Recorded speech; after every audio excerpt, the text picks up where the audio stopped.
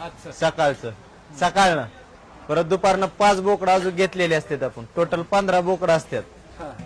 जसं गिरायकीन तसं असतं आपल्याविषयी. हा. आता ही 10 सकाळनं घेतली ती 270 किलो मटण पडलंय त्याचं.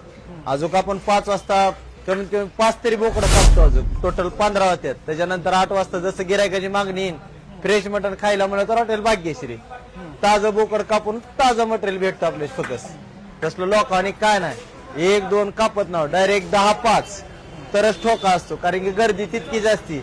आज 4 दिवस बंद बी होतं तरी हॉटेल गच आहे आपलं. गिरायक राजे जितकी परिस्थिती आहे आपल्यापाशी.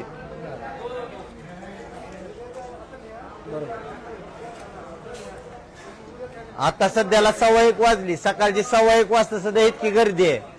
4 दिवसापासून कमीत कमी 3000 फोन आल्यात. किती 3000 फोन. ते बी लांबून लांबून.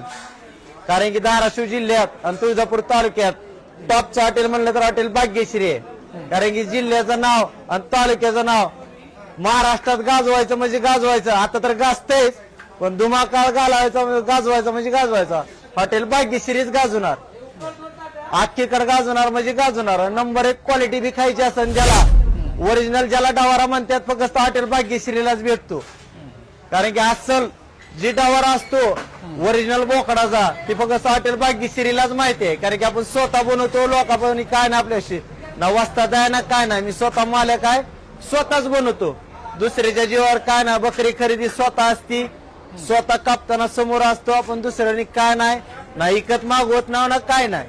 आपल्या दिवशी ज्या दिवशी बकरी नसते त्या दिवशी आपलं हॉटेल बंद असते. कारण की आपल्याशी क्लिअर व्यवहार गिरायक राजाला 1 नंबरच क्वालिटी हॉटेल भाग्यश्री. नाद करतो का जेव्हा यास लागतो हॉटेल भाग्यश्री.